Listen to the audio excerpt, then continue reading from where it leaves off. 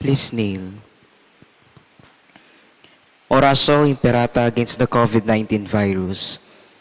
Merciful and compassionate Father, we confess our sins and we humbly come to you to find forgiveness and life. We come to you in our need to seek your protection against the COVID-19 virus that has disturbed and claimed many lives. We ask you now to look upon us with love, and by your healing hand, dispel the fear of sickness and death, restore our hope, and strengthen our faith. We pray that you guide the people tasked to find cures for this disease and to stem its transmission.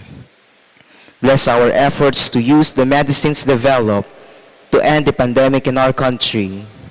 We pray for our health workers, that they may minister to the sick with competence and compassion. Grant them health in mind and body, strengthen their commitment, protection from the disease. We pray for those afflicted. May they be restored to health. Protect those who care for them. Grant eternal rest to those who have died. Give us the grace in these trying times to work for the good of all and to help those in need. May our concern and compassion for each other see us through this crisis and lead us to conversion and holiness. Grant all this through our Lord Jesus Christ, your Son, who lives and reigns with you in the unity of the Holy Spirit, God, forever and ever. Amen. We fly to your protection, O Holy Mother of God. Do not despise our petition and our necessities, but deliver us always from all dangers. O glorious and blessed Virgin. Amen. Our Lady, health of the sick, Saint Joseph, Saint Raphael the Archangel, Saint Roch, Saint Lorenzo Ruiz, Saint Pedro Calungsod, Saint Nicholas of Tolentine, Our Lady of Lourdes. Please be seated. Good afternoon, my dear brothers and sisters in Christ. Let us include in our prayers in this Mass the thanksgiving offering of Mejia and David family for the 50th wedding anniversary of Aurea and Edgar Santos, Dolores Deang for birthday, Emily De Lara, Bozan Rex De Lara, Leonardo Honyong Mungkal for birthday, Mungkal family, Mr. and Mrs. Armando and Veronica Briones and family. Let us also pray for the quick recovery of Robert Josephson, Dr. Agnes Salvador, Shoni Pineda, Edna Giao Cuartelon, Josefina Gaza, Mary Blaze Sampang, Rosario Lulu.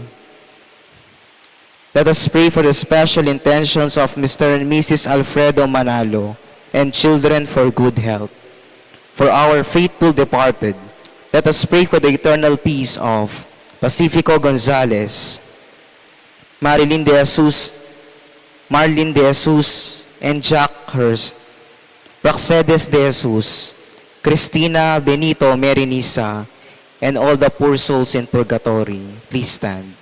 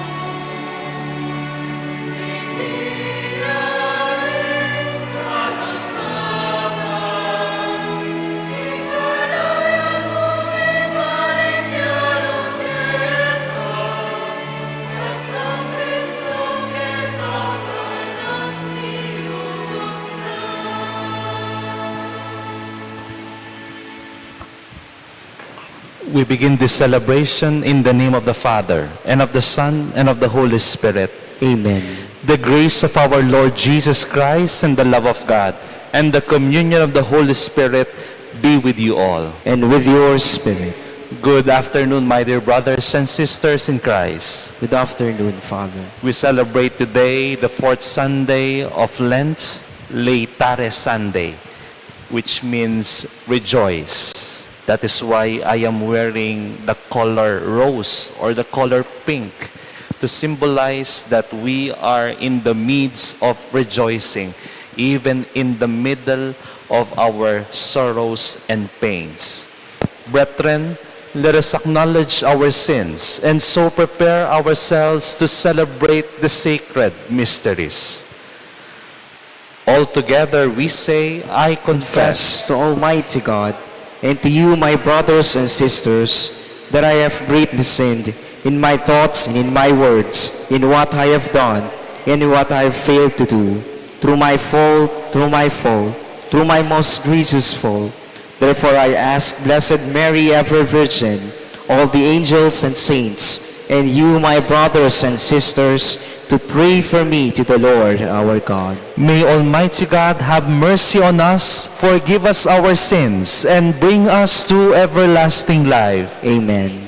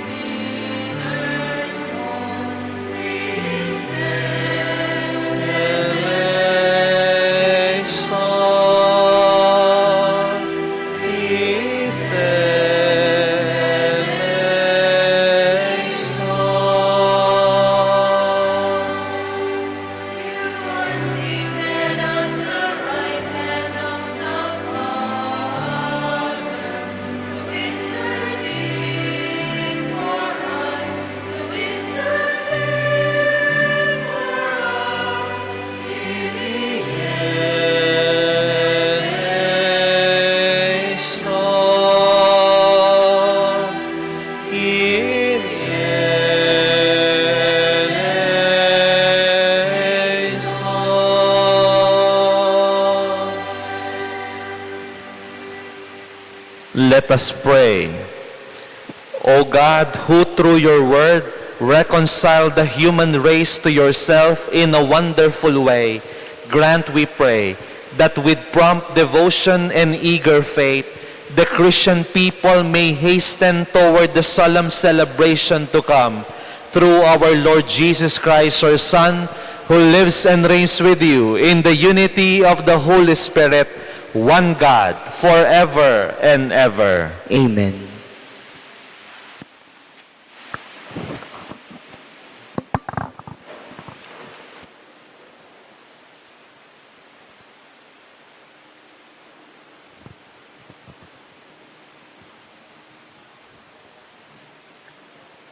A reading from the book of Joshua. The Lord said to Joshua, "Today I have removed the reproach of Egypt from you." While the Israelites were encamped at Gilgal on the plains of Jericho, they celebrated the Passover on the evening of the 14th of the month. On the day after the Passover, they ate of the reproduce of the land in the form of unleavened cakes and parched grain. On that same day after the Passover, on which they ate of the produce of the land, the manna ceased. No longer was there manna for the Israelites, who that year ate of the yield of the land of Canaan. The word of the Lord. Thanks be to God. Taste and see the goodness of the Lord. Taste and see the goodness of the Lord. I will bless the Lord at all times. His praise shall be ever in my mouth.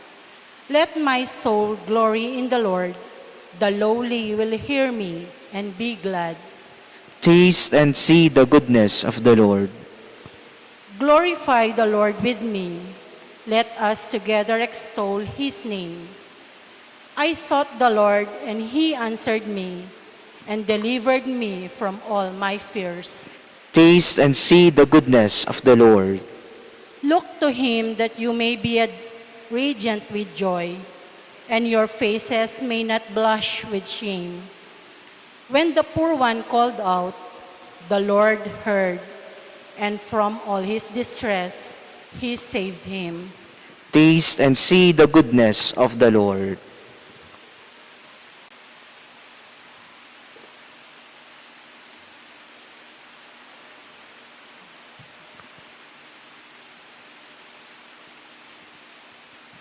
A reading from the second letter of St. Paul to the Corinthians. Brothers and sisters, whoever is in Christ is a new creation. The old things have passed away. Behold, new things have come.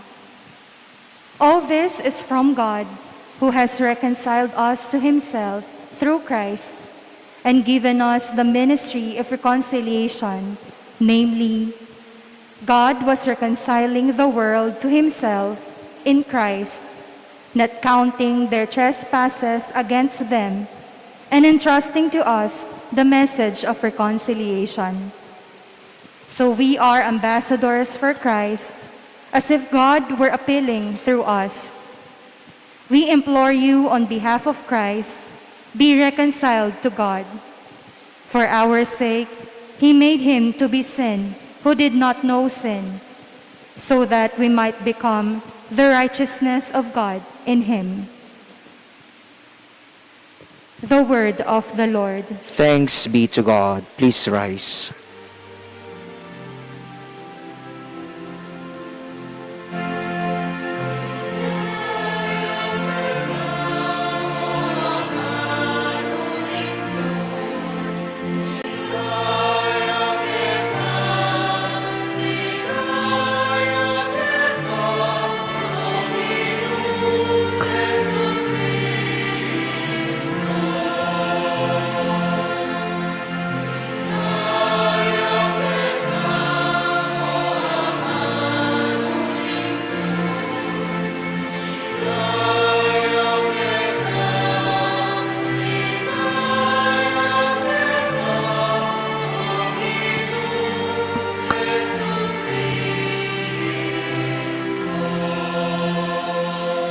I will get up and go to my father, and shall say to him, Father, I have sinned against heaven and against you.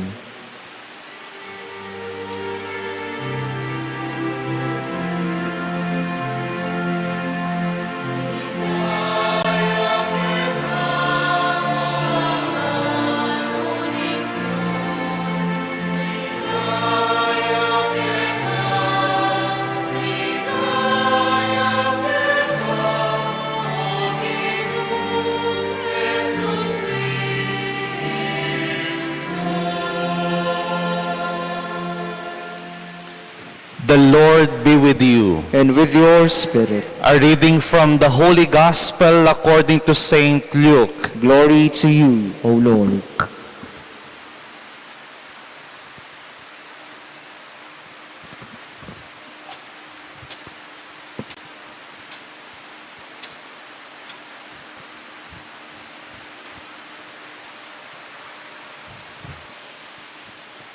Tax collectors and sinners were all drawing near to listen to Jesus.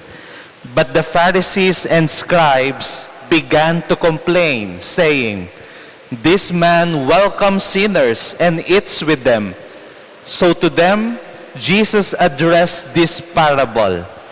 A man had 2 sons, and the younger son said to his father, "Father, give me the share of your estate that should come to me. So the father divided the property between them. After a few days, the younger son collected all his belongings and set off to a distant country, where he squandered his inheritance on a life of dissipation. When he had freely spent everything, a severe famine struck that country, and he found himself in dire need. So he hired himself out to one of the local citizens, who sent him to his farm to tend the swine. And he longed to eat his fill of the pods on which the swine fed, but nobody gave him any.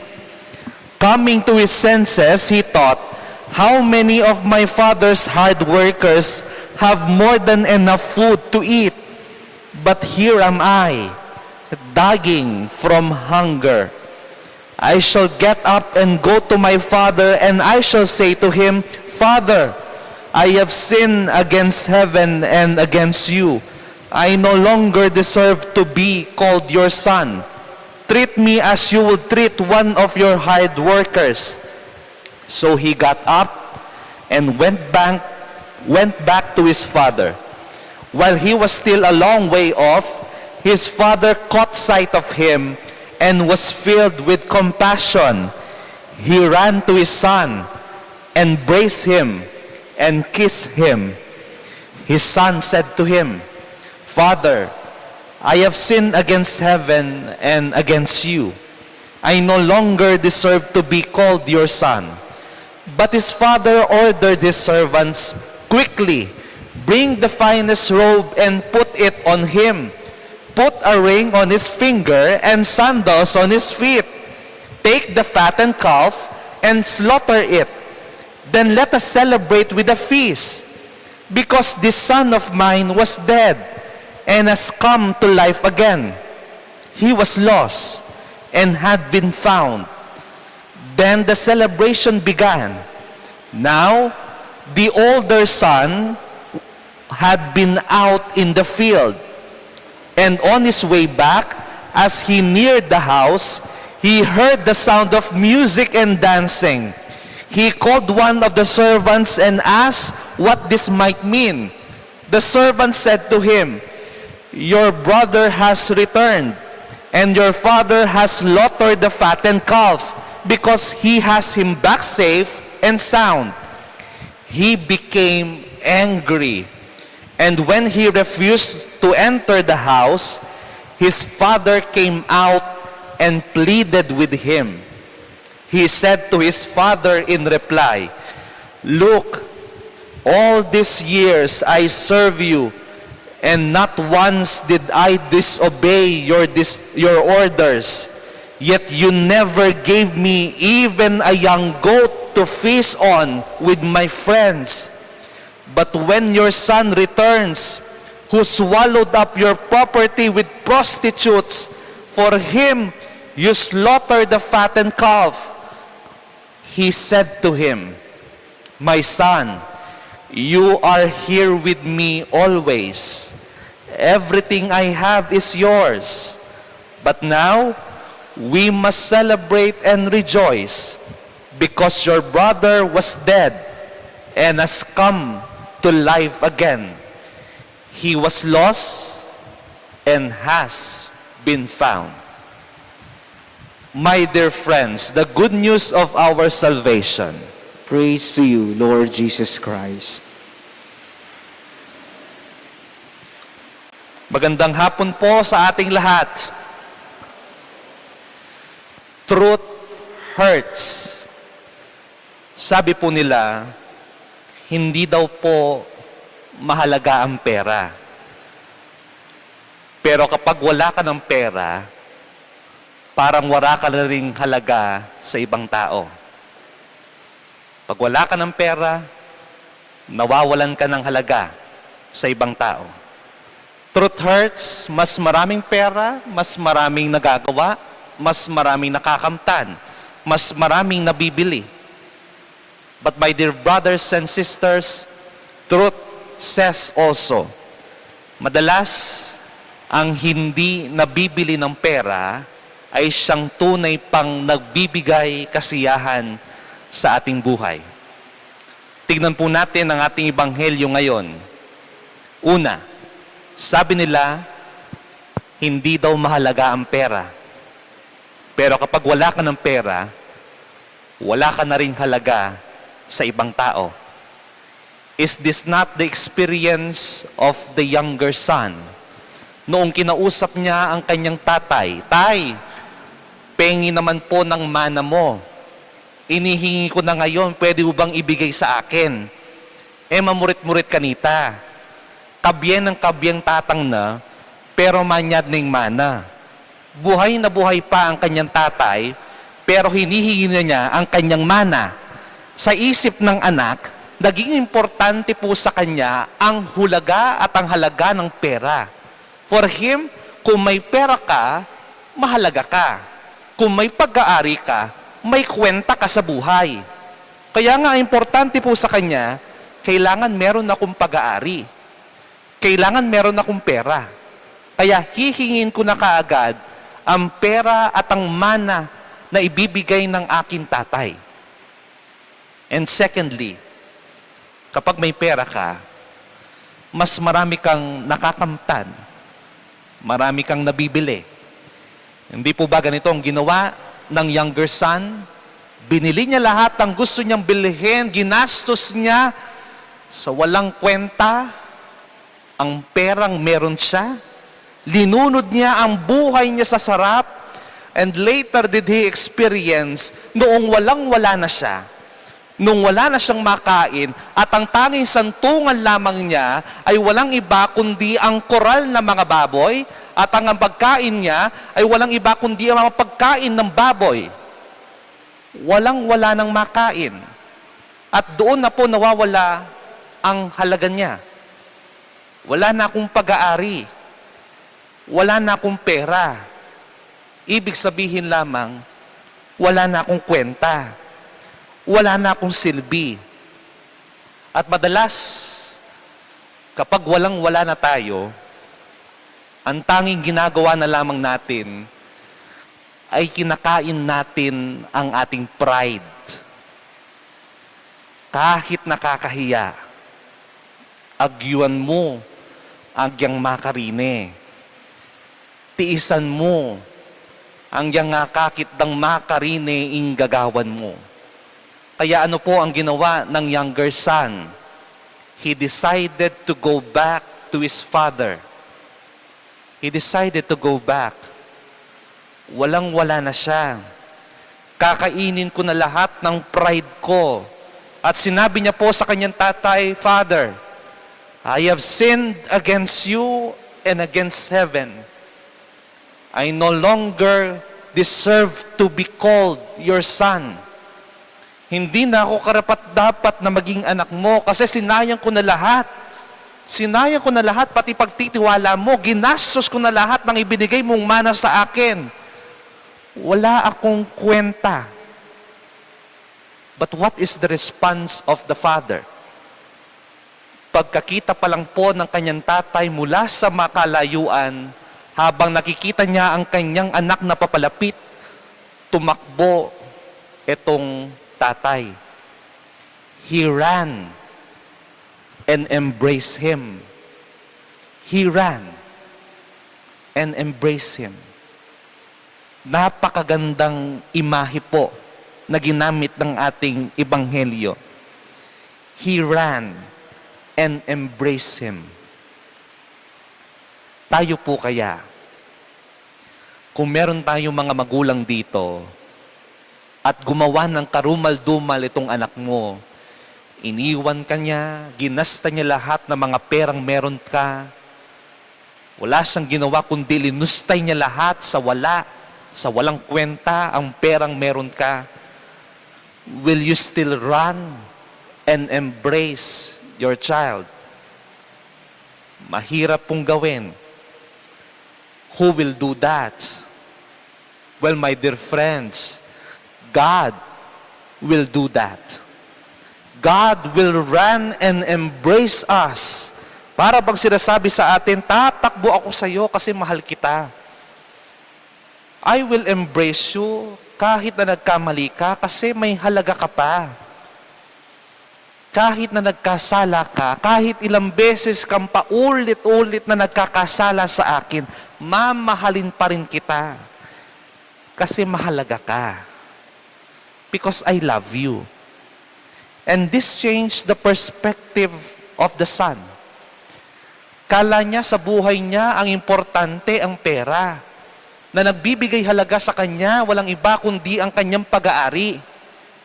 But later did he realize na kung saan walang-wala na siya, doon niya pa rin nakita, doon niya nakita lalo ang kanyang halaga. Itang alang-alane, karinne paikit mas lalo in kayang ulaga, kimbie. Because truth will always say, madalas, ang hindi nabibili ng pera, ang siya pang minsan na nagbibigay kasiyahan sa ating buhay. Ang hindi nabibili ng pera, ito pa yung mga nagbibigay kasiyahan sa ating buhay. Hindi naman po natin mabibili ang pagmamahal. Tandaan po ninyo, you can never buy love. Hinding-hindi mo mabibili ang pagmamahal. Kasi ang tunay pong nagmamahal, sila yung mga taong kaya kang puntahan, kaya kang lapitan, kaya kang yakapin kahit walang-wala ka na. Kahit walang-wala ka na. Yun ang tunay na nagmamahal. Kaya kang lapitan kahit walang-wala ka na. Amen? The parable that we are talking today is entitled The Parable of the Prodigal Son. Parable of the Prodigal Son. Kung titignan po natin sa diksyonaryo ang ibig sabihin ng prodigal, ibig sabihin lamang giving something extravagantly and generously. The question is, who is more prodigal? The son, the younger son, the elder son, or the father? Ito bang younger son na ginastos lahat ng perang meron sila? Na ginastos sa walang kwenta? Who generously and extravagantly na gumastos sa lahat? O itong kuya niya, the elder son, na kung saan ibinigay niya ng buong buo, generously, extravagantly, his time, his life for his father. Binigay niya ang kanyang buhay kasi hindi siya nawala sa piling ng kanyang tatay. O itong tatay, the father, who generously and extravagantly gives his compassion, his love, and his mercy to his son. Sino ang mas prodigal? The younger son? The elder son? Or the father? I believe, mas gusto kong paniwalaan, ang prodigal dito sa ating ebanghelyo ay walang iba kundi ang tatay. The father who gives his compassion, his love and his mercy generously and extravagantly. At ganyan po inalarawan ni Jesus ang ating Diyos. God gives extravagantly His blessings and graces to us. God is telling us, I will still love you. Kahit ilang beses kang umalis sa piling ko, mamahalin pa rin kita. Kahit ilang beses kang lumayo sa akin, mamahalin pa rin kita. Kahit ilang beses mo akong saktan. Pero tandaan mo, kapag nag-decide ka at nagdesisyon ka na bumalik sa akin, number 1, akong tatakbo papunta sa iyo at yayakapin kita. Kasi mahal na mahal kita. God gives extravagantly His love, His mercy and compassion for us. And most of us here had this experience of being welcome once again. Hindi ba? We have this experience of being loved once again. We had this experience of being forgiven once again. We've been lost and then we've been found again. Kaya nga tayo pong nandito, na natitipon dito, tayo po ay nagpapasalamat sa Diyos. Kasi hindi niya kinalimutan kailanman ang maibahagi ang kanyang pagmamahal para sa atin. Kaya nga po, one of the definitions of the Mass is thanksgiving. We give thanks to God for the many graces that we have received and we will be receiving. Nagpapasalamat tayo sa Diyos kasi hindi kailanman niya nakalimutan na magmahal sa atin. That is why kung nakikita niyo po ngayon, kulay pink o kulay rosas ang sinusuot ng pare, not because of a political candidate, no, because we are already in the fourth Sunday of Lent. Ang ibig sabihin, Laetare Sunday, which means in Latin, rejoice.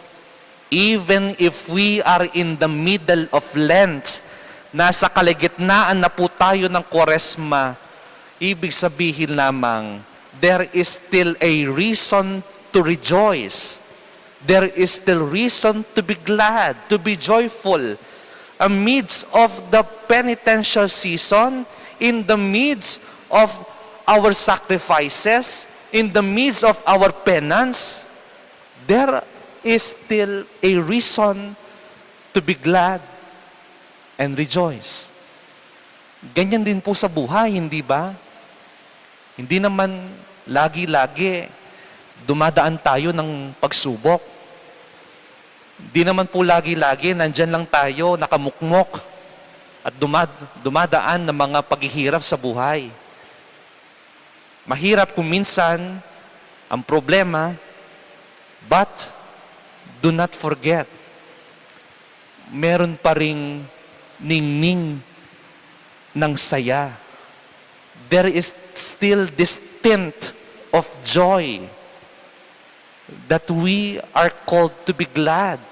We are called to be joyful today in this fourth Sunday of Lent. Wag po natin kalimutan na magpasalamat sa Diyos. Wag natin kalimutan na pasalamatan siya kasi hindi niya kailanman kinalimutan ang magmahal siya sa atin. Hindi niya kinalimutan kailanman ang magbahagi siya ng grasya sa atin magpakailanman at magpasawalang hanggan. Amen. Please stand and we profess our faith.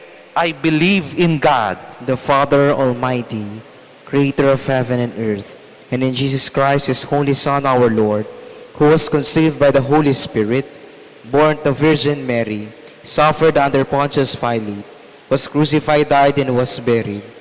He descended into the hell. On the third day he rose again from the dead. He ascended into heaven, and is seated at the right hand of the Father. From there he will come to judge the living and the dead. I believe in the Holy Spirit, the Holy Catholic Church, the communion of saints, the forgiveness of sins, the resurrection of the body, and life everlasting. Amen.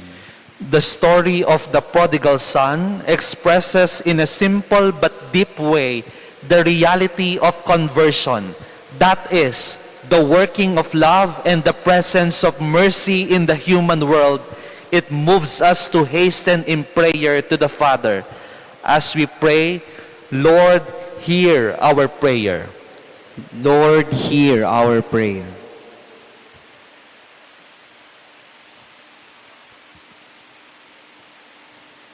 That guided by the Pope and bishops, our priests may constantly welcome those who repent and seek reconciliation.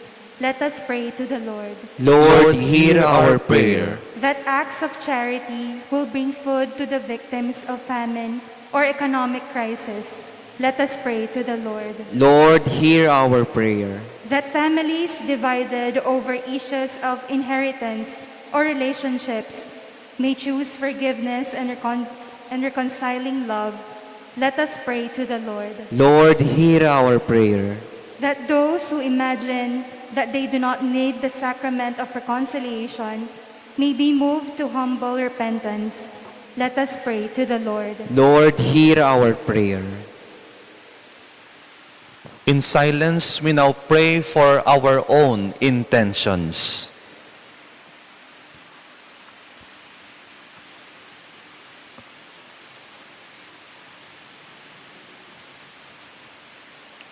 Almighty God, welcome the prayers of sinners. Returning in devoted love to your unchanging mercy, we ask this through Christ our Lord. Amen.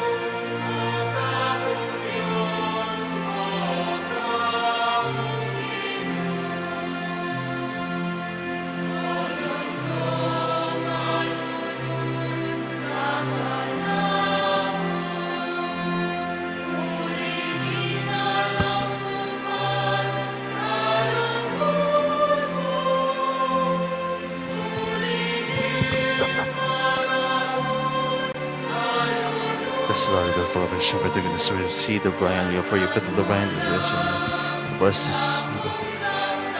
Goodness of this is what the sharing of the expression of humanity.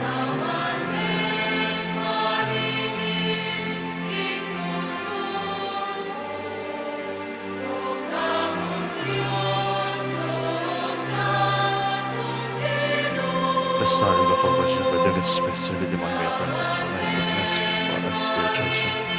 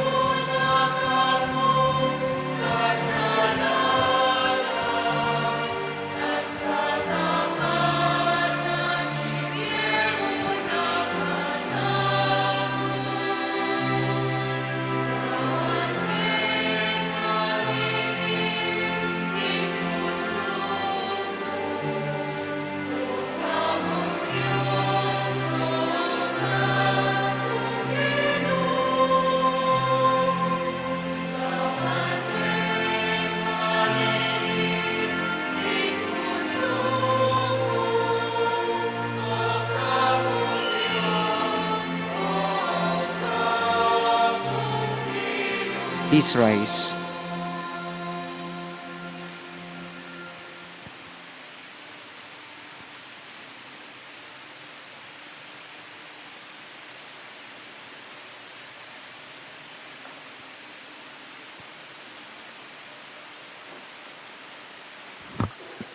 Pray, brethren, that my sacrifice and yours may be acceptable to God, the Almighty Father. May the Lord accept the sacrifice at your hands for the praise and glory of his name, for our good and the good of all his holy church.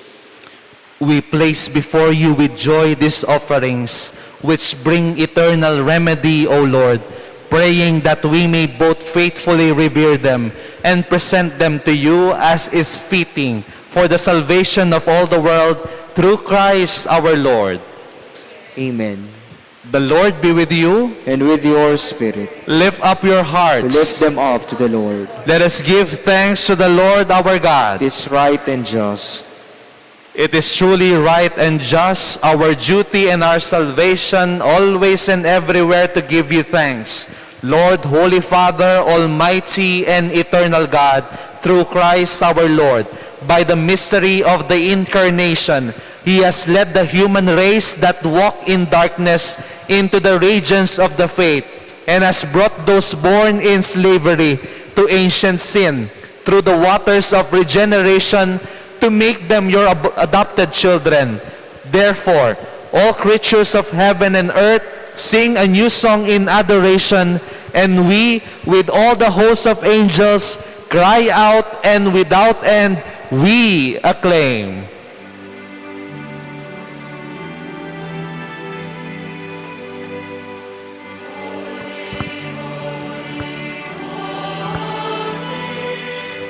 Lord God of hosts, heaven and earth are full of your glory, full of your glory. Hosanna in the highest, Hosanna in the highest. Blessed is he who comes in the name of the Lord. Hosanna in the highest, Hosanna in the highest.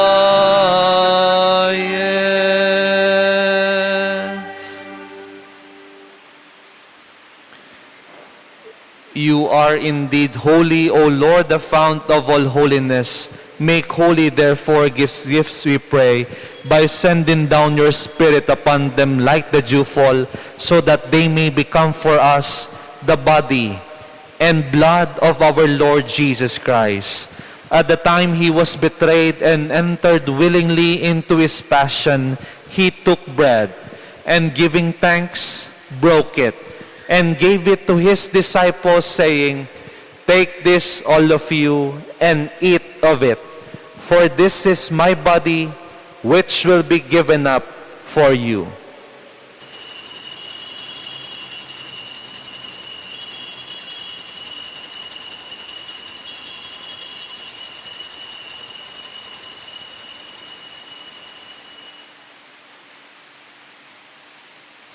In a similar way, when supper was ended, he took the chalice, and once more giving thanks, he gave the chalice to his disciples, saying, "Take this, all of you, and drink from it.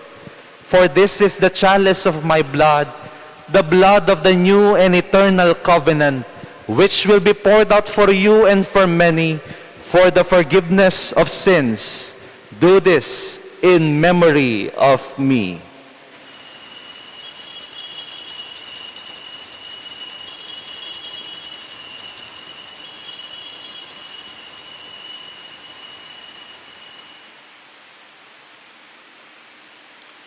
We proclaim the mystery of faith.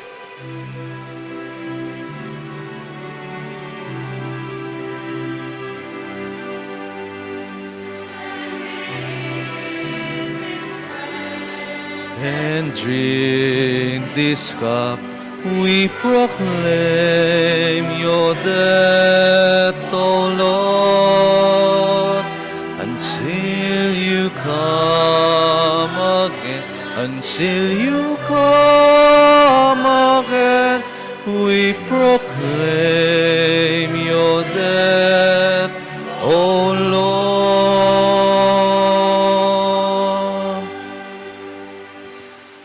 Therefore, as we celebrate the memorial of his death and resurrection, we offer you, Lord, the bread of life and the chalice of salvation, giving thanks that you have held us worthy to be in your presence and minister to you. Humbly we pray, that partaking of the body and blood of Christ, we may be gathered into one by the Holy Spirit. Remember, Lord, your church spread throughout the world, and bring her to the fullness of charity, together with Francis, our Pope, Florentino, our Archbishop, all the bishops, priests, deacons, and all you have gathered this evening. Remember also our brothers and sisters who have fallen asleep in the hope of the resurrection, and all who have died in your mercy. Welcome them into the light of your face. Have mercy on us all, we pray, that with the Blessed Virgin Mary, Mother of God, with the blessed apostles and all the saints who have pleased you throughout the ages, we may merit to be co-heirs to eternal life, and may praise and glorify you through your Son, Jesus Christ. Through him, with him, and in him, O God, Almighty Father, in the unity of the Holy Spirit, all glory and honor is yours forever and ever.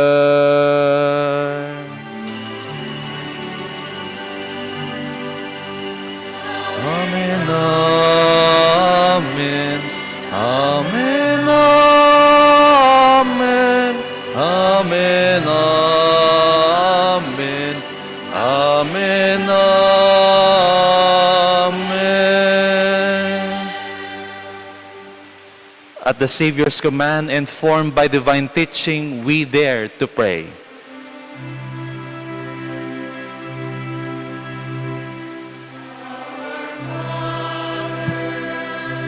Who art in heaven, hallowed be thy name. Thy kingdom come, thy will be done on earth as it is in heaven.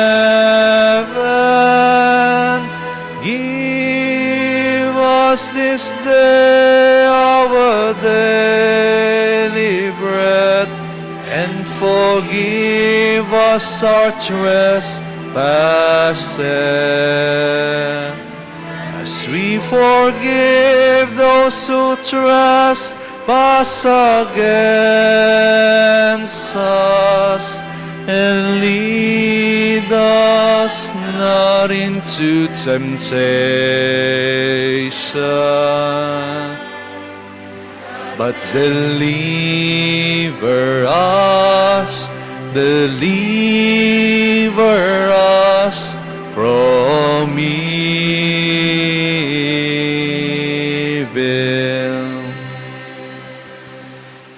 Deliver us, Lord, we pray, from every evil. Graciously grant peace in our days, that by the help of your mercy we may be always free from sin and safe from all distress, as we await the blessed hope and the coming of our Savior, Jesus Christ. For the kingdom, the power, and the glory are yours, now and forever. Lord Jesus Christ, who said to your apostles, "Peace I leave you, my peace I give you," look not on our sins, but on the faith of your church, and graciously grant her peace and unity in accordance with your will, who live and reign forever and ever. Amen. The peace of the Lord be with you always. And with your spirit. We now offer to one another the sign of peace. Peace be with you.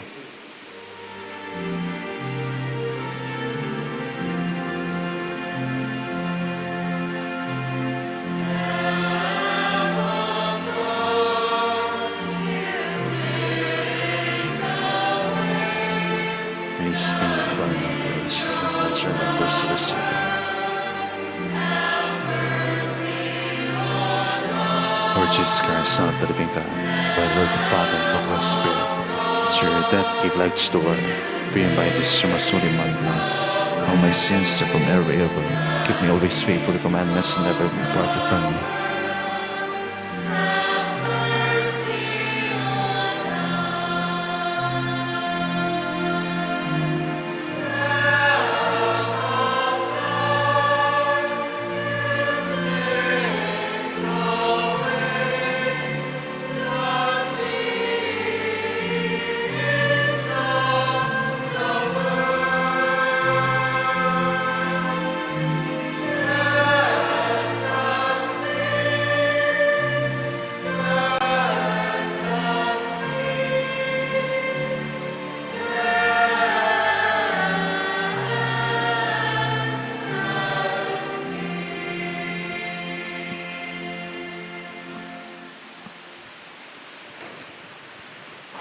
Behold the Lamb of God.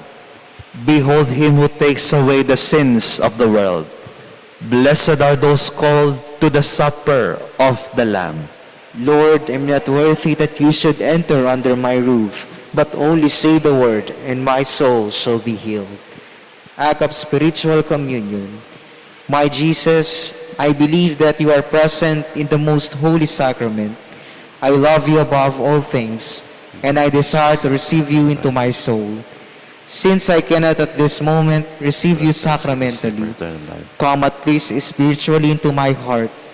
I embrace you as if you were already there, and unite myself wholly to you. Never permit me to be separated from you.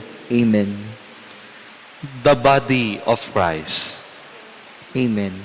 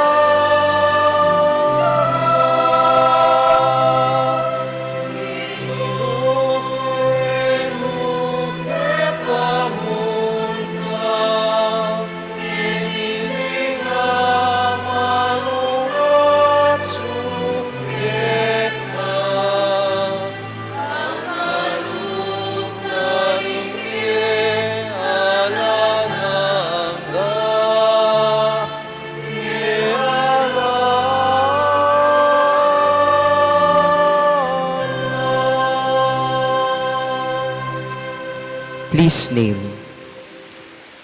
Prayer for 2022 national and local elections.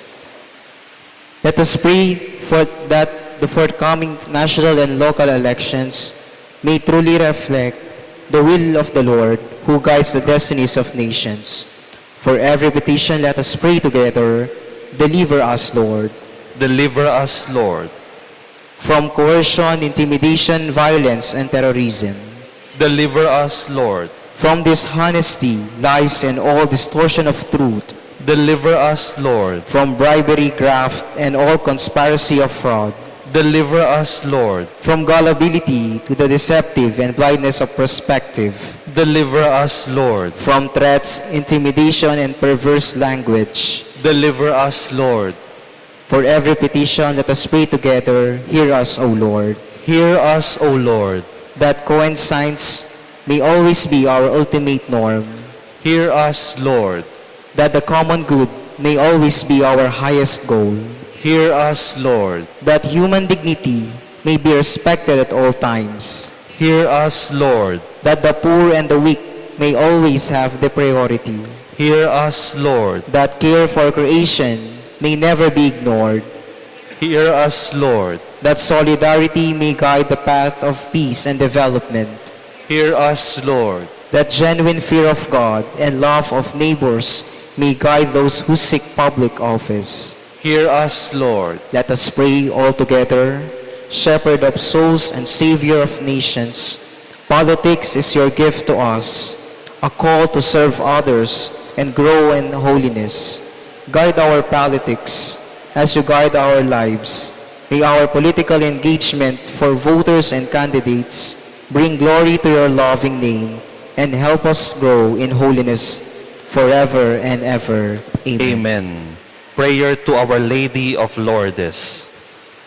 Ever Immaculate Virgin, Mother of Mercy, health of the sick, refuge of sinners, comforter of the afflicted, you know my wants, my troubles, my sufferings.